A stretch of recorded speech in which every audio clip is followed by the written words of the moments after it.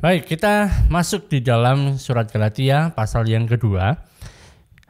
Kita sudah membahas kemarin sampai ke ayat yang ke-11, ayat yang ke-10. Nah, kita akan lihat dari ayat yang ke-11 sekarang sampai ayat yang ke-21.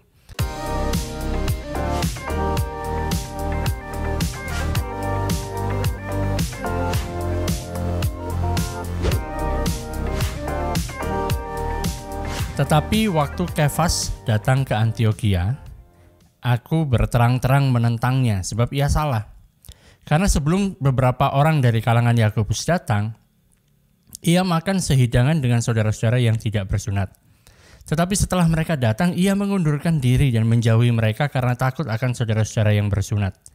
Dan orang-orang Yahudi yang lain pun turut berlaku munafik dengan dia, sehingga Barnabas sendiri turut terseret oleh kemunafikan mereka.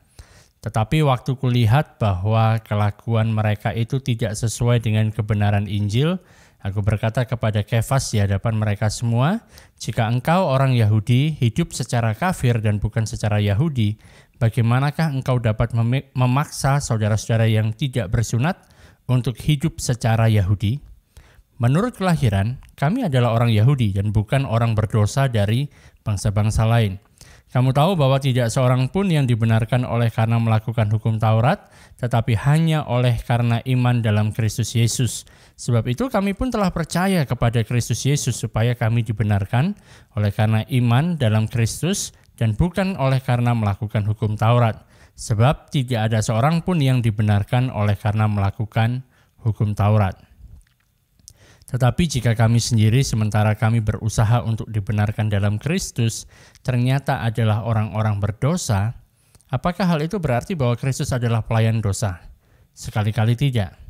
Karena jikalau aku membangun kembali apa yang telah kurombak, aku menyatakan diriku sebagai pelanggar hukum Taurat. Sebab aku telah mati oleh hukum Taurat untuk hukum Taurat, supaya aku hidup untuk Allah.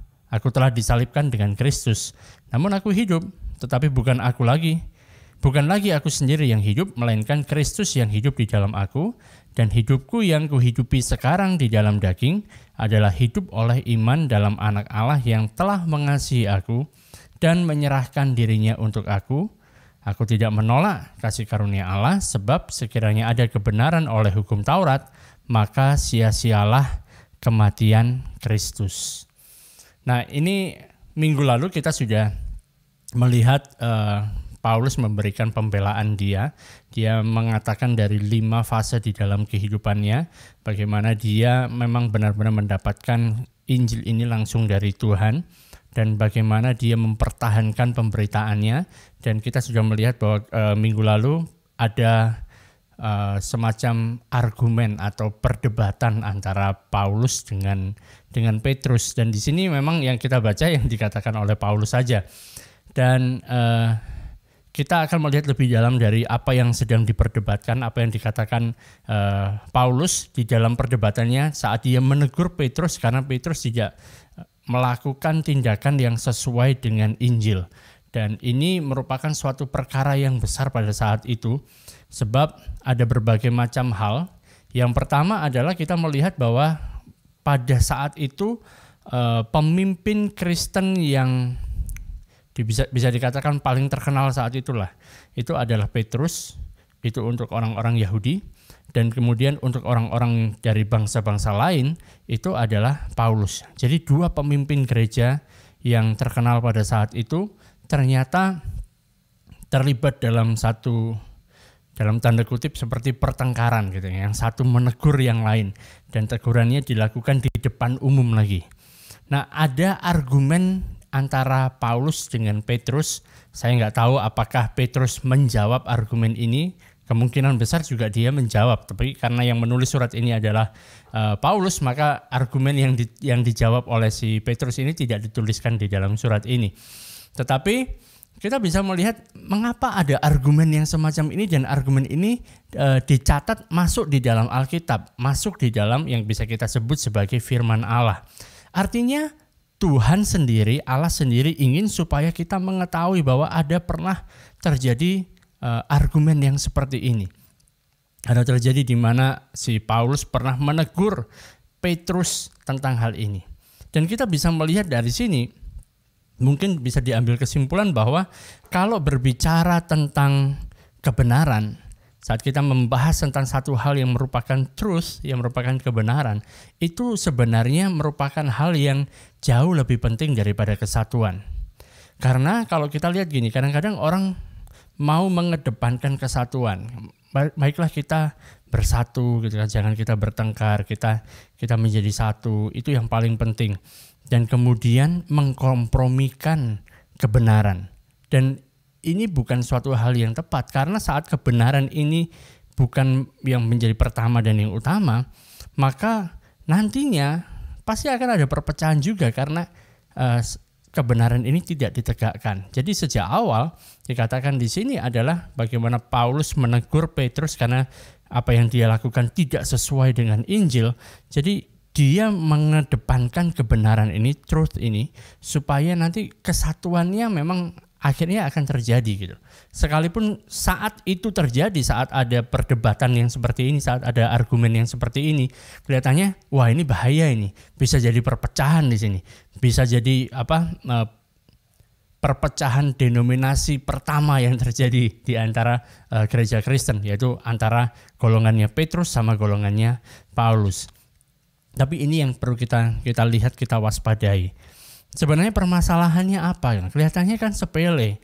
Permasalahannya kan pada waktu sebelum orang-orang dari Yerusalem, orang-orang dari orang-orang Yahudi, orang percaya Yahudi dari Yerusalem datang ke Antioquia, yang dilakukan oleh Petrus adalah dia makan bareng-bareng sama orang-orang dari bangsa-bangsa lain. Ya mungkin entah apa makanannya, kita nggak tahu. Mereka makan, jadi bersekutu, artinya saling menerima. Dan bisa dikatakan saat itu setiap kali orang percaya berkumpul kan selalu mengadakan perjamuan kudus. Nah, kemudian yang terjadi, orang-orang Kristen dari Yerusalem, ya, orang-orang Yahudi Kristen ini datang. Kemudian waktu Petrus melihat hal ini terjadi, kemudian dia memisahkan diri. Jadi awalnya satu meja dengan orang dari bangsa-bangsa lain, kemudian dia pindah, dia tidak mau dekat-dekat dari orang-orang bangsa lain. Dia mengikuti atau dia kumpul sama orang-orang Yahudi Kristen yang datang dari Yerusalem. Dan ini membuat satu permasalahan di jemaat yang ada di Antioquia pada waktu itu. Karena bisa dikatakan dalam satu persekutuan kan, dalam satu gereja yang sama tiba-tiba terbelah. Ada grup A dan grup B. Ada grupnya orang dari bangsa-bangsa lain dan grupnya orang-orang Yahudi. Dan kemudian waktu mereka melakukan perjamuan kudus, mereka juga lakukan masing-masing. Kenapa nggak dijadikan satu aja gitu? Kelihatannya memang sepele kan, permasalahannya ya masalah meja makan gitu loh. Masalah berada di meja makan, tetapi sebenarnya tidak sesepele itu gitu loh. Kenapa si Petrus melakukan hal itu? Kenapa Petrus kemudian dia pindah dari bersama-sama dengan orang bangsa lain, kemudian dia pindah dengan golongan orang-orang dari Yerusalem yang bangsa Yahudi ini? Karena dia adalah orang Yahudi. Gitu loh. Alasannya singkat aja. Jadi ini masalah budaya, masalah tradisi, masalah sesuatu yang memang sudah ada di dalam seseorang sejak sudah lama, sehingga itu terbawa pada waktu dia sudah menjadi percaya kepada Kristus. Karena dia adalah orang Yahudi. Orang Yahudi itu kalau makan hati-hati loh. Beda seperti kita. Kalau kita yang penting kelihatannya enak atau yang penting ada makanannya, udah disantap aja makan. Yang penting itu adalah makanan gitu kan. Tapi kalau orang-orang Yahudi, mereka mau makan, mereka akan perhatikan apakah makanan ini adalah bahan makanannya memang benar-benar bahan makanan yang halal atau haram gitu. Yang boleh dimakan atau tidak. Bagaimana cara penyajiannya? Apakah dimasaknya dengan cara yang benar sesuai dengan agama mereka, sesuai dengan kepercayaan mereka. Dan saat bicara tentang berhati-hati dengan makanan ini benar-benar merupakan satu hal yang sudah mendarah daging gitu loh. Kalau kita sudah sekian lama punya satu kepercayaan, punya satu kebiasaan tertentu, dan kemudian harus dirubah dalam waktu yang singkat, itu juga butuh waktu gitu. Enggak langsung dalam saat itu juga langsung berubah. Dan ini berkaitan tentang hal ini, bahkan Allah pun harus intervensi dalam kehidupannya Petrus, mengatakan tentang sesuatu hal yang harus dirubah dalam kebiasaannya si Petrus ini.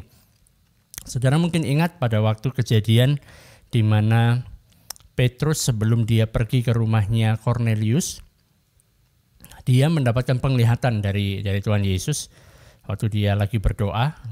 Jadi waktu dia berdoa, tiba-tiba dia merasa sepertinya lagi dalam kondisi trance gitu kan. Kemudian ada kain yang diturunkan dari langit, isinya adalah berbagai macam binatang yang haram. Dan kemudian ada suara, dan dia tahu, Petrus tahu ini suara dari Tuhan mengatakan, bangkitlah, sembelihlah, dan makanlah. Padahal dia tahu ini suara dari Tuhan Yesus yang mengatakan seperti ini. Tapi jawaban dari si Petrus adalah, aku tidak mau memakannya karena aku nggak pernah makan yang seperti ini. Ya kan? Kebiasaanku tidak pernah makan seperti ini. Dan Tuhan Yesus harus mengatakan hal ini sampai 3 kali. Penglihatan ini turun sampai 3 kali. Dan kemudian Petrus mengerti bahwa sebenarnya keselamatan itu juga untuk orang-orang dari bangsa-bangsa lain. Karena bagi orang Yahudi, orang bangsa lain ini termasuk adalah bangsa yang kafir gitu loh, bangsa yang tidak mengenal Allah. Maka nanti kita bisa lihat dalam tulisan apa yang dikatakan oleh Rasul Paulus di sini, bahwa orang dari bangsa-bangsa lain ini juga adalah orang yang tidak mengenal Allah. Pandangan dari orang Yahudi mengatakan seperti itu. Jadi Petrus sendiri sudah mengalami teguran langsung dari Yesus, mengatakan bahwa semuanya sama. Semuanya itu bisa mendapatkan keselamatan karena percaya kepada Kristus. Tetapi kemudian yang terjadi di sini, hal yang sudah lama yang ada menjadi latar belakang si Petrus ini muncul kembali pada waktu ada di Antiokhia. Jadi dia melihat bagaimana orang-orang Yahudi dari Yerusalem datang ke tempat itu, dan kemudian Petrus mulai memikirkan dengan berbagai macam pertimbangan yang dia miliki. Akhirnya dia tidak mau satu meja dengan orang dari bangsa-bangsa lain. Nah, cuman pertanyaannya adalah, waktu si Paulus menegur Petrus, kenapa kok ditegurnya itu langsung di depan umum gitu loh? Kenapa Paulus tidak panggil dulu, "Hey bro, sini dulu bro, aku mau ngobrol dulu sama kamu, mau bicara dulu sebentar, ke sini loh." Dibisikin, "Kamu tuh jangan begitu, bla bla bla dan sebagainya." Tetapi yang dilakukan oleh Paulus adalah dia lakukan itu di depan umum. Mengapa dia melakukan hal ini di depan umum? Karena yang pertama, pada saat hal ini terjadi, kekristenan itu masih baru. Dan kekristenan itu baru saja juga menyebar ke orang dari bangsa-bangsa lain. Dan di Antiokhia itulah pertama kali di mana orang yang percaya kepada Yesus itu disebut sebagai orang Kristen. Jadi itu terjadi di Antiokhia. Nah, dalam kondisi yang seperti ini, kondisi di mana Injil itu yang dipertaruhkan. Jadi ada bahaya kalau ini tidak diselesaikan, tidak di-address publicly, tidak disampaikan di depan umum, maka bisa jadi orang bisa salah paham tentang Injil. Kemudian mereka akan berpikir, wow, berarti ada berbagai macam ini. Ada kelompok Yahudi, ada kelompok dari bangsa-bangsa lain. Jadi ini berkaitan tentang hal hidup dan mati. Hidup dan mati antara apa? Antara Yudaisme dan Christianity. Jadi Yudaisme dan kekristenan. Ini adalah hal yang berkaitan dengan hidup yang mati. Ini satu hal yang penting, karena itu Paulus mau nggak mau dia harus melakukan ini secara terbuka di depan banyak orang. Karena merupakan, kalau dibiarkan saja bisa kacau gitu kan. Karena begini, kalau yang bicara tentang Yudaisme kan, kita melihat ada Yudaisme dan juga ada kekristenan. Perbedaan yang dimiliki di sini adalah sebaik-baiknya kamu melakukan agamamu ini, maka buntutnya tetap adalah ini neraka gitu loh. Tidak selamat. Sebaik-baiknya kamu melakukan hal ini, karena nggak bisa mencapai kesempurnaan. Ini karena nggak ada kata lain yang lebih baik untuk menjelaskan itu, jadi kita buat begini saja. Tapi kemudian kalau kita mengetahui bahwa kekristenan percaya kepada Yesus itu bicara tentang surga. Dan ini yang menjadi inti dari permasalahan yang terjadi pada saat itu. Inti dari permasalahannya adalah kalau kita bicara tentang Yudaisme dan juga tentang kekristenan adalah seseorang yang mereka berusaha untuk melakukan 10 perintah. Setiap saat berusaha untuk melakukan semuanya, bahkan tidak hanya 10 perintah. Ada 613 peraturan yang harus dilakukan setiap saat. Masalahnya berusaha melakukan ini semua ujungnya ke sana gitu loh. Ujungnya ke neraka gitu. Ujungnya tidak diselamatkan. Tetapi kemudian ada orang yang perilakunya itu buruk sekali. Dia melakukan berbagai macam kejahatan, tapi kemudian dia percaya pada Yesus. Dia percaya pada karya Kristus. Maka yang terjadi adalah dia masuk surga. Ini permasalahan antara hidup dan mati. Kalau Paulus tidak bereskan saat itu, Paulus enggak tegur Petrus di depan umum, orang akan gagal memahami tentang Injil, gagal untuk menyampaikan, menyebarkan tentang Injil, sehingga semua orang akan terbawa ke sini, terbawa ke neraka, mereka menjadi orang-orang yang tidak diselamatkan. Karena yang diberitakan adalah Injil yang lain yang bukan Injil. Jadi kalau bukan Injil ya jelas tidak bisa menyelamatkan, kan gampang begitu ya. Kalau Injil yang lain pasti, kalau yang palsu ya pasti nggak asli. Jadi ini yang dipertaruhkan. Karena itu Paulus berkata kepada Petrus, dan kalau kita melihat di dalam Alkitab kita kan, sepertinya kita melihat di ayat 14 ini ya, 14 dikatakan, jika engkau seorang Yahudi hidup secara kafir, seakan-akan berhenti sampai ayat 14 saja. Kan ada tanda ini, apa ini? Ada tanda petik ini kan. Tanda petiknya ini kelihatannya cuma ada di sini saja gitu. Ini yang dikatakan Paulus. Tapi kalau kita melihat lebih jauh lagi, lebih dalam lagi, sebenarnya kalau kita mau melihat apa yang dikatakan oleh Rasul Paulus, kalau kita lupakan tanda petik, 2 tanda petik ini, kita bisa temukan bahwa seluruhnya mulai dari ayat yang ke-14 ini sampai ke ayat yang ke-21, itu semua adalah perkataan yang disampaikan oleh Paulus pada saat dia menegur Petrus. Jadi kita akan melihat tentang hal ini. Yang pertama adalah waktu dia mengatakan, jika engkau orang Yahudi, ya kan, engkau hidup secara kafir dan bukan secara Yahudi, bagaimanakah engkau? Jadi kita temukan ada kata engkau atau kamu gitu ya. Zaman sekarang kan pakainya kamu, engkau. Jadi dia ngomong engkau, kamu. Bagaimanakah kamu dapat memaksa saudara-saudara yang tidak bersunat untuk hidup secara Yahudi? Kenapa kamu paksa seperti ini? Nah, ini bicara tentang kamu. Tapi kemudian di ayat yang ke-15 sampai ayat yang ke-17, sekarang dia kata-katanya berubah dari kamu atau engkau. Dia sekarang ubah kata-katanya menjadi kata kami. Menurut kelahiran kami adalah orang Yahudi, bukan orang berdosa dari bangsa-bangsa lain. Bayangkan di sini kan, Rasul Paulus mengatakan orang dari bangsa-bangsa lain itu disebut sebagai orang berdosa. Orang Yahudi itu memandang dirinya begitu tinggi, begitu hebat. Mereka memandang dirinya, ya memang aku belum sempurna, tapi aku bukan seperti kalangan orang berdosa dari bangsa-bangsa lain. Ya, dia bicara tentang kami.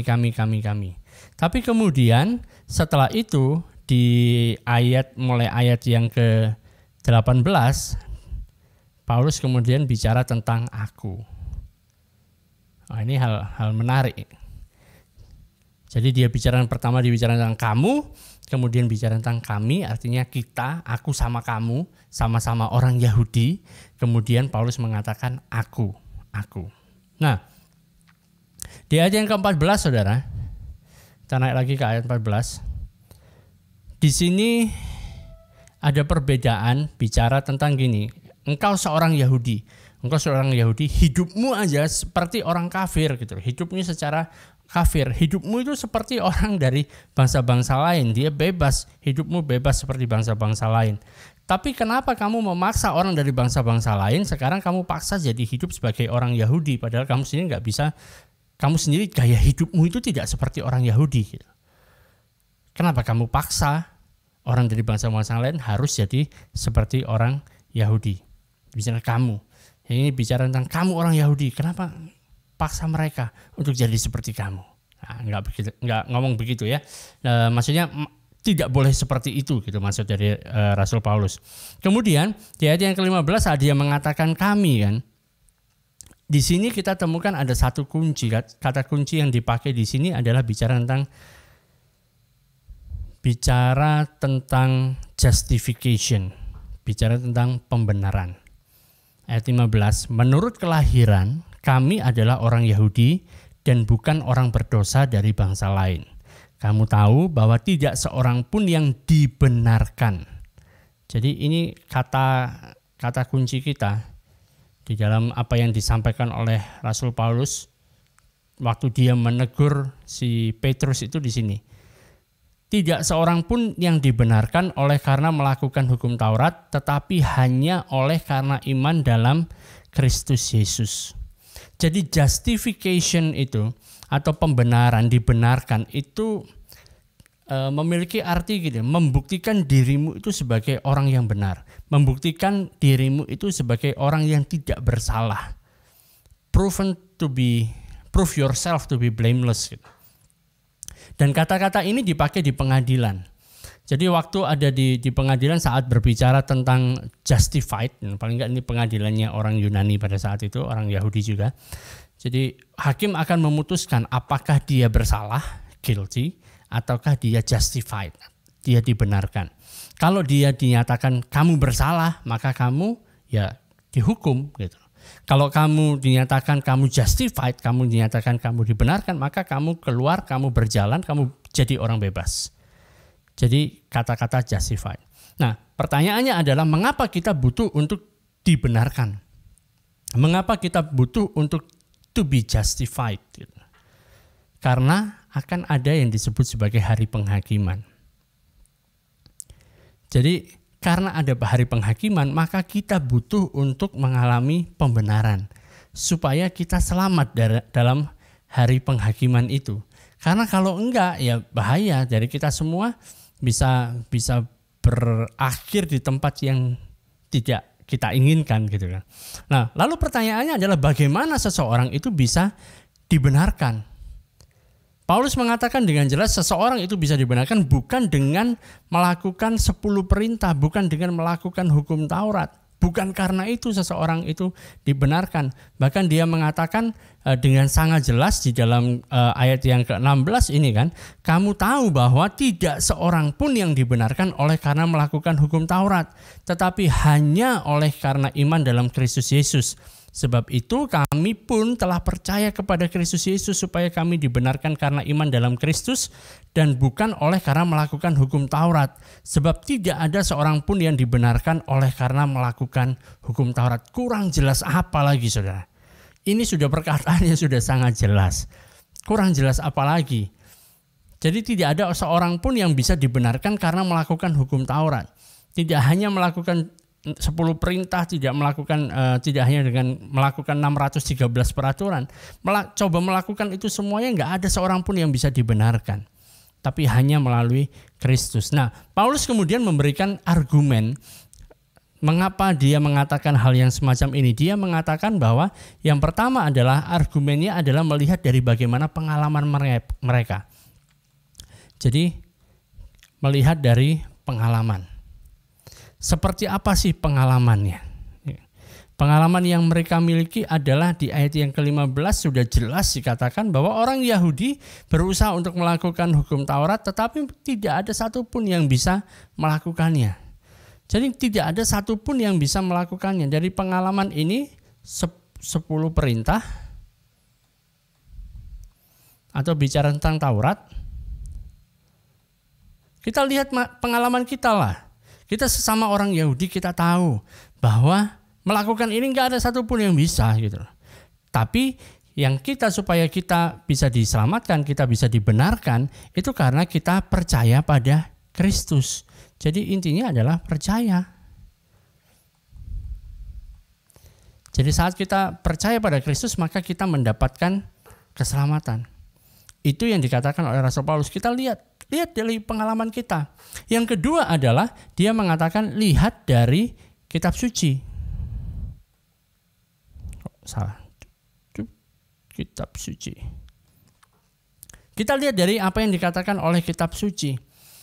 Tadi dari ayat yang sudah saya bacakan bahwa dia mengatakan bahwa tidak ada seorang pun, ya kan, yang bisa dibenarkan oleh karena melakukan hukum Taurat ini. Sebab tidak ada seorang pun yang dibenarkan karena melakukan hukum Taurat. Ini diambil dari kitab suci mereka. Memang pada saat itu kita tidak bisa mengatakan bahwa kan surat Galatia belum ada, surat Roma belum ada pada saat Paulus bicara ini kepada si Petrus. Tetapi kata-kata ini tidak ada seorang pun yang dibenarkan ini, itu diambil dari kitab Mazmur. Jadi Daud yang mengatakan hal ini, Mazmur Daud, bahwa tidak ada seorang pun yang bisa dibenarkan. Nah, berdasarkan dari hal ini kan, kitab suci juga mengatakan hal yang sama, bahwa tidak ada orang yang bisa dibenarkan oleh karena Taurat. Tapi dibenarkan semuanya karena iman. Nah, kita bisa temukan bahwa pengalaman ditambah kitab suci. Jadi pengalaman dan kitab suci mengatakan hal yang sama, ini merupakan suatu hal yang solid. Ini merupakan suatu hal yang benar. Jadi saat pengalamanmu, bagaimana kehidupanmu bersama dengan Tuhan itu, dan itu sesuai dengan apa yang dikatakan oleh firman Tuhan sendiri, bahwa ini merupakan satu perkara yang solid. Gitu. Dan yang ketiga adalah Paulus bicara tentang keterbatasan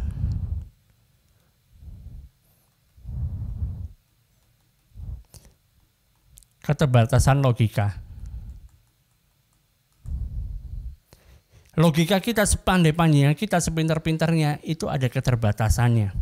Kalau misalnya pengalaman kita itu sama dengan apa yang dikatakan oleh kitab suci, dan kemudian logika kita mengatakan suatu hal yang berbeda dengan hal itu, maka kesimpulannya adalah logika kita yang salah. Jadi saat pengalaman kita mengatakan bahwa kita sebagai orang dari bangsa Yahudi, kita itu dibenarkan bukan karena melakukan hukum Taurat, tetapi karena percaya kepada Kristus. Dan kemudian kitab suci juga mengatakan, di dalam Mazmur juga dikatakan bahwa tidak ada seorang pun yang bisa dibenarkan di hadapan Allah karena melakukan tindakan-tindakan hukum Taurat ini. Oleh karena itu, dari pengalaman yang kita alami dan kemudian dari kitab suci ini sama. Kemudian sekarang aku berpikir, bisa kok aku dibenarkan oleh karena perbuatanku sendiri. Kalau sudah pengalaman kita dan juga kitab suci mengatakan hal yang sama dan logika kita berkata yang berbeda, maka logika kita itu yang salah. Saudara, dengan logika, dengan cara kita mulai berpikir, saudara bisa membuktikan bahwa yang hitam itu sebenarnya adalah putih. Atau sebaliknya. Dengan logika kita bisa berpikir seperti itu, bisa membuktikan hal-hal yang benar menjadi salah, yang salah menjadi benar. Itu dengan logika kita berpikir, dengan argumen-argumen yang bisa kita timbulkan dari hasil pemikiran kita. Dari logika kita juga kita bisa mengatakan bahwa Allah itu adalah nggak baik gitu. Kita bisa berlogika seperti itu. Kita bisa berlogika bahwa Allah itu sebenarnya jahat. Logika kita bisa mengatakan seperti itu, tetapi masalahnya pengalaman kita dan juga apa yang dikatakan kitab suci sama nggak dengan apa yang masuk di dalam logika kita. Di dalam logika kita mungkin juga bisa berpikir bahwa sepertinya Allah ini dia itu unfair gitu loh, nggak fair, nggak adil. Allah itu nggak adil. Coba bayangkan saja kalau misalnya kan kita temukan ada seseorang yang berusaha untuk melakukan hal yang baik sepanjang hidupnya. Semuanya dilakukan, tidak mencuri, tidak berzina, tidak berbohong. Semuanya melakukan hal yang baik, selalu membantu orang. Tapi buntutnya dia masuk neraka. Tapi kemudian ada seorang, dia sepanjang hidupnya ini adalah dia seorang penjahat. Dia melakukan berbagai macam kejahatan. Katakanlah adalah 10 perintah Allah, dia sudah melanggar 15. Jadi orang yang sangat jahat. Tetapi pada akhir hidupnya, pada waktu dia sekarat megap-megap mau mati, kemudian ada yang beritakan Injil kepada dia, dan orang ini percaya menerima Yesus sebagai Tuhan dan Juru Selamatnya. Masuk surga. Nggak adil kan? Logika bisa mengatakan itu nggak adil. Ada orang yang berusaha menahan diri sepanjang hidupnya, tapi berakhirnya di neraka. Tapi ada orang yang melakukan kejahatan yang paling jahat, tapi akhirnya pada akhir hidupnya dia terima Yesus sebagai Tuhan dan Juru Selamatnya, masuk ke dalam surga. Logika mengatakan ini nggak adil gitu. Logika bisa mengatakan bahwa Allah jahat kalau melakukan hal yang semacam ini. Dan di sini Paulus mengatakan kepada Petrus, terus kamu sudah mengizinkan, kamu sudah membiarkan pikiranmu itu, logikamu itu membuat kamu jadi tersesat. Kamu harus perhatikan apa yang kamu pikir. Logikamu sudah membawa kamu jauh dari apa yang kamu alami sendiri. Logikamu telah membuat kamu jauh dari apa yang dikatakan oleh kitab suci. Kamu harus kembali melihat bagaimana pengalamanmu, bagaimana kamu diselamatkan. Kamu sudah tahu kamu diselamatkan karena percaya kepada Kristus, bukan karena melakukan hukum Taurat. Dan kitab suci juga mengatakan yang demikian gitu. Bagaimana? Kenapa kamu bisa melakukan hal yang semacam ini gitu? Nah, sebenarnya kalau dilihat dari segi logika kan, dari segi logika kenapa si Petrus melakukan ini? Bisa jadi seperti ini. Petrus ini adalah orang, kalau kita lihat dari track recordnya, kalau kita lihat dari pengalamannya dia sebelumnya, adalah dia orang yang sangat memperhatikan apa yang dilihat oleh orang lain tentang dirinya. Jadi pada malam waktu Yesus ditangkap itu kan, waktu ada hamba perempuan bilang, kamu kan juga sama-sama dengan dia gitu. Karena dia takut karena apa yang dipikirkan orang lain akan dirinya, maka dia bilang, enggak, aku enggak kenal sama dia. Nah, di sini dia juga mungkin punya pemikiran yang mirip dengan itu kan. Kalau misalnya orang-orang dari Yerusalem ini yang datang, dia melihat aku itu mengabaikan hukum Taurat. Karena hukum Taurat mengatakan jangan bergaul, jangan bersentuhan dengan orang-orang dari bangsa-bangsa lain, gitu kan. Jadi orang-orang dari Yerusalem nanti mungkin mereka akan mengambil kesimpulan bahwa Yesus itu mendorong melakukan tindakan yang melanggar hukum. Jadi sebenarnya bukan karena dirinya dia sendiri. Dia berpikir bahwa aku harus menjaga supaya mereka tidak memiliki pandangan bahwa Yesus Tuhan kita itu mendorong kita untuk melakukan hal-hal yang melanggar hukum Taurat. Jadi dia mau menjaga hal ini. Logikanya mengatakan seperti itu.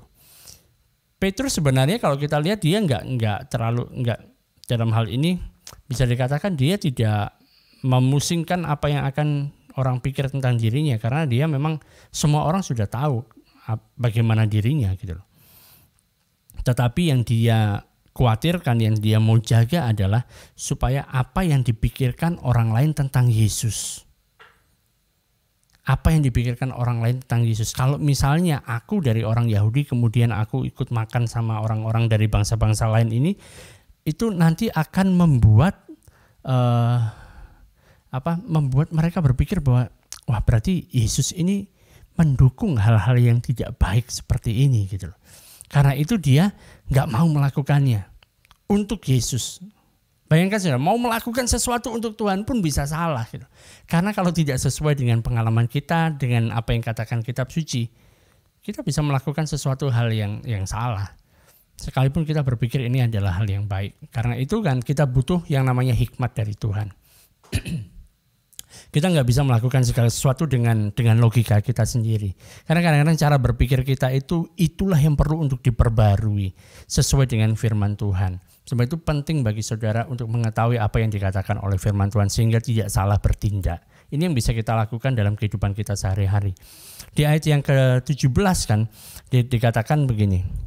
Tetapi jika kami sendiri sementara kami berusaha untuk dibenarkan dalam Kristus ternyata adalah orang-orang berdosa, apakah hal itu berarti bahwa Kristus adalah pelayanan dosa? Sekali-kali tidak. Jadi seakan-akan Rasul Paulus tahu apa yang dipikirkan oleh si Petrus ini. Jadi kalau aku makan sama orang dari bangsa-bangsa lain, nanti mereka akan berpikir bahwa Kristus itu adalah pelayan dosa. Kristus itu mendukung untuk melakukan dosa. Jawabannya dengan jelas di sini dikatakan sekali-kali tidak. Sekali-kali tidak. Yesus tidak pernah menurunkan standar. Bahkan kalau kita melihat bagaimana kalau kita melihat bagaimana Tuhan Yesus waktu dia masih ada di muka bumi, dia bahkan mendorong standar itu benar-benar sampai maksimal. Sehingga semua orang mengatakan kalau menurut standar yang ini kami semuanya pasti adalah golongan orang-orang yang bersalah. Kami adalah golongan orang-orang yang berdosa. Saudara ingat pada waktu Yesus mengatakan bukan hanya sekedar kamu tidak membunuh, tapi kalau kamu membenci saudaramu kamu sudah seperti sama dengan membunuh. Memang kamu tidak melakukan perzinahan secara fisik, tetapi kalau kamu melihat perempuan dan kamu menginginkan dia, kamu sudah berzina. Itu kata Tuhan Yesus. Semuanya yang dari luar dibawa masuk ke dalam hati. Dan saat bicara tentang dalam hati, tidak ada satu orang pun yang bisa mengatakan bahwa aku tidak bersalah. Rasul Paulus pun yang mengatakan dalam hal kebenaran oleh karena hukum Taurat, aku tidak bercacat. Karena dia selalu melakukan korban dan sebagainya. Tetapi dia juga mengatakan bahwa kalau tidak ada hukum mengatakan jangan mengingini. Kalau saudara perhatikan dari 10 perintah itu semuanya ada di luar. Tapi saat bicara tentang jangan mengingini itu ada di dalam. Kalau bicara tentang apa yang ada di dalam, tidak ada dari satu pun kita yang bisa. Dan Tuhan Yesus tidak pernah menurunkan standar itu. Dia memakai standar yang bahkan lebih sempurna daripada standar yang dipahami oleh orang-orang dari bangsa Yahudi pada saat itu. Standar dari Yesus benar-benar sempurna, yaitu sama seperti Allah. Kamu harus kudus sama seperti Allah itu adalah kudus. Jadi Rasul Paulus mengatakan ikuti apa yang dikatakan oleh kitab suci. Ikuti apa yang sudah kamu alami sendiri, pengalamanmu bersama dengan Tuhan. Dalam hal ini kan kalau sudah pengalamanmu dan juga apa yang dikatakan di kitab suci itu sama. Dan logikamu mengatakan hal yang berbeda, ya lupakanlah logikamu. Karena logika kita punya keterbatasan. Jadi Paulus mengatakan dari kamu, kemudian kita sama-sama orang Yahudi nih.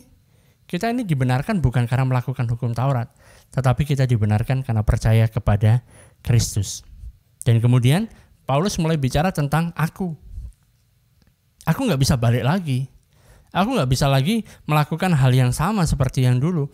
Aku tidak bisa balik lagi untuk melakukan hukum Taurat.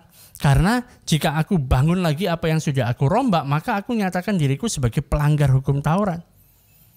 Bayangkan saudara, aku menjadi pelanggar, aku menjadi orang yang gagal bukan karena aku meninggalkan hukum Taurat, tetapi kalau aku balik lagi, kalau aku membangun kembali kepada hukum, maka aku menjadi pelanggar.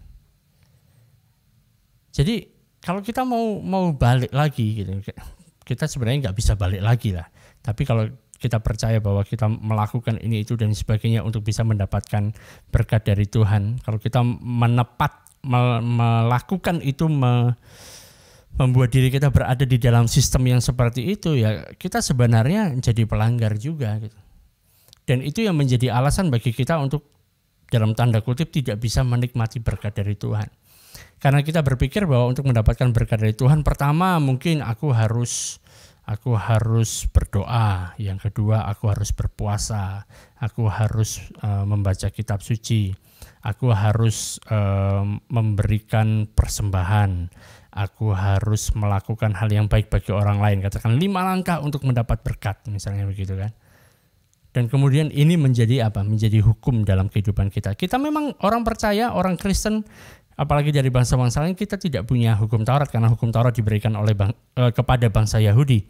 Tapi bagi kita bisa membuat hukum Taurat bagi diri kita sendiri. Jadi dari 5 langkah yang harusnya membawa berkat kepada kita, menjadikan 5 alasan kenapa aku tidak diberkati. Oh iya, karena aku kurang berdoa.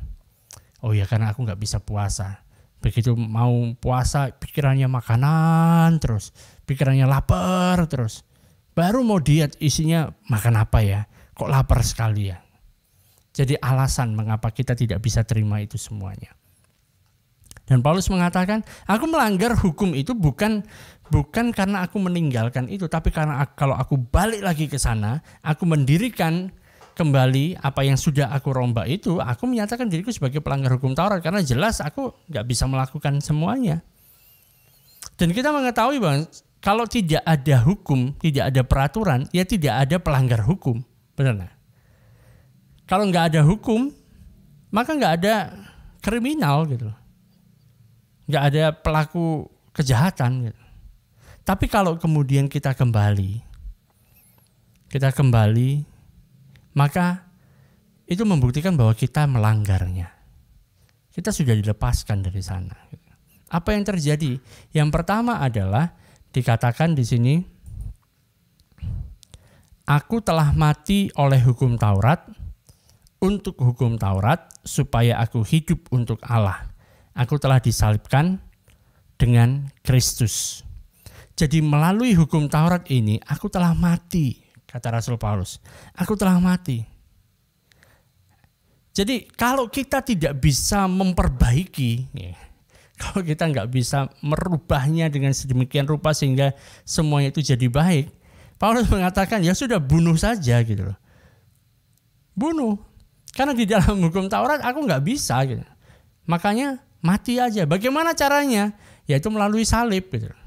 Melalui salib. Aku telah disalibkan dengan Kristus. Ini loh caranya. Aku telah disalibkan dengan Kristus. Cara kita mati adalah bukan kita langsung gitu kan, atau gantung diri atau lompat dari gedung, bukan itu. Caranya adalah untuk membunuh hal itu, perhitungkan dirimu sudah mati. Aku telah disalibkan bersama-sama dengan Kristus. Yesus mati buat saudara, memang benar. Tapi saudara juga mati bersama-sama dengan dia. Saudara telah mati di dalam dia. Saudara telah disalib dengan Kristus. Ini kebenarannya, saudara. Kitab suci mengatakan yang seperti ini. Jadi saudara dan saya yang percaya kepada Kristus, kita telah disalibkan dengan Kristus. Kita telah mati. Tapi salib itu selalu akan menuntun atau menuju kepada kebangkitan. Di ayat yang ke-20 dikatakan, sekalipun aku telah mati, aku telah disalibkan dengan Kristus, namun aku hidup. Ada kebangkitan. Jadi bunuhlah, ya. Anggaplah dirimu, lihatlah dirimu, perhitungkanlah dirimu telah mati bersama-sama dengan Kristus di atas kayu salib. Dan izinkanlah Kristus itu yang hidup di dalam saudara. Namun aku hidup, tetapi bukan lagi aku sendiri yang hidup, melainkan Kristus yang hidup di dalam aku. Kristus yang hidup di dalam kita. Kita sudah mati. Jadi nggak perlu lagi untuk membangun aku harus melakukan ini, melakukan itu. Semuanya itu sudah mati di dalam Kristus. Dan orang mati itu nggak bisa dihukum lagi. Saya pernah lihat ada orang mati, dia sudah mati, tapi kemudian ditemukan dia punya pelanggaran. Pelanggarannya begini-begini, hukumannya adalah misalnya kurungan 5 tahun penjara. Apakah orang mati ini digali lagi dari kuburnya, dimasukkan penjara selama 5 tahun? Kasihan teman-temannya yang lain yang ada di penjara. Ya orang mati nggak bisa dihukum karena memang sudah mati. Tetapi saudara, kita sekalipun kita telah mati bersama-sama dengan Kristus, kita telah disalibkan bersama-sama dengan Kristus, kita hidup oleh iman. Kita hidup oleh iman. Dan hidupku yang kuhidupi sekarang di dalam daging adalah hidup oleh iman dalam Anak Allah yang telah mengasihi aku dan menyerahkan dirinya untuk aku. Jadi dari awal sampai akhir kehidupan kita, kita itu hidup oleh iman. Dari awal sampai akhir. Kita mati bersama Kristus, kita percaya karena iman, kita menjalani kehidupan kita bersama-sama dengan Kristus, di dalam Kristus, Kristus yang menjadi kehidupan kita, itu juga oleh karena iman. Dari awal sampai akhir itu bicara tentang iman. Jadi bukan lagi waktu kita berdoa misalnya kan, waktu kita berdoa minta sama Tuhan, Tuhan tolong berikan kesabaran kepadaku. Karena kita rubah. Karena kalau Tuhan tolong berikan kesabaran kepadaku, artinya aku setelah itu harus berusaha untuk menunjukkan kesabaran. Mari kita ubah doa kita. Tuhan, terima kasih Engkau telah menjadi kesabaranku. Engkau yang sabar di dalam aku, melalui aku. Tuhan terima kasih. Berbeda saudara. Kristus itu yang hidup. Kristus yang menjalani kehidupannya di dalam dirimu, di dalam diriku. Dia sendiri yang hidup di dalam kita. Paulus mengatakan kepada Petrus, terus kamu mau buang semuanya itu? Kamu mau buang semuanya pengalamanmu yang kamu miliki bersama dengan Kristus, bahwa kamu dibenarkan, kamu ada di dalam Dia, hidupmu ada di dalam Dia, Kristus yang hidup di dalam kamu melalui kamu. Kamu akan buang itu semua dan kamu mau kembali kepada hukum Taurat. Dan kalau kamu melakukan hal yang semacam itu, kamu sudah mengetahui ini, bahwa kamu dibenarkan bukan karena melakukan hukum Taurat, tapi karena percaya kepada Kristus. Kamu telah disalibkan bersama-sama dengan Kristus, kamu telah dibangkitkan bersama dengan Kristus. Kristus telah menjadi kehidupanmu, Dia hidup di dalammu dan melalui kamu. Dan kamu mau buang itu dan kamu mau kembali sekarang kepada hukum Taurat, balik lagi dengan melakukan itu, memisahkan diri dari orang dari bangsa-bangsa lain. Artinya kamu sedang menolak kasih karunia. Allah memberikan kasih karunia kepada kita. Paulus mengatakan bahwa ayat yang ke-21, aku tidak menolak kasih karunia Allah. Sebab sekiranya ada kebenaran oleh hukum Taurat, maka sia-sialah kematian Kristus. Jadi saya akan mengatakan kepada Petrus, Petrus, kalau kamu mau melakukan seperti ini, kamu itu seakan-akan mau membuang semua yang sudah kamu dapatkan, kamu alami, dan juga yang dikatakan oleh firman Tuhan. Kamu mau kembali ke dalam hukum Taurat, itu sama seperti kamu telah menolak kasih karunia Allah. Bahasa kasarnya adalah kalau misalnya saudara bisa mengatakan bahwa kamu melemparkan kembali kepada Kristus. Aku gak mau apa yang kamu lakukan. Aku gak mau menerima pemberian ini, aku balikin aja sama kamu. Aku mau melakukan dengan kekuatanku sendiri. Allah mengatakan, aku mau berikan kehidupan kepada kamu. Kamu hanya percaya saja kepada Kristus. Kehidupan itu menjadi milik kamu. Dan kita berkata, enggak, aku enggak mau. Aku mau berusaha menghidupi kehidupanku sendiri. Itu yang sedang dilakukan. Aku akan berusaha untuk menjadi orang yang makin baik lagi. Aku sedang berusaha untuk menjadi orang yang benar. Aku berusaha untuk tidak lagi menjadi orang berdosa dengan kekuatanku. Aku berusaha, aku menjaga diri. Aku mau menguasai diriku. Itu sebenarnya sedang mengatakan kepada Yesus di atas kayu salib, aku gak butuh kamu. Sama seperti mengatakan kepada Yesus bahwa kamu buang-buang waktu lah tergantung di situ. Aku bisa lakukan sendiri. Dan aku mau melakukannya sendiri. Ini yang terjadi. Dan sayangnya banyak orang yang mau melakukan seperti ini. Diawali dengan baik, diawali dengan dia percaya kepada Kristus, tapi kemudian dia mau mempertahankan segala sesuatu dengan kekuatannya dia sendiri. Seakan-akan dia mau membangun kembali tembok yang sudah diruntuhkan itu.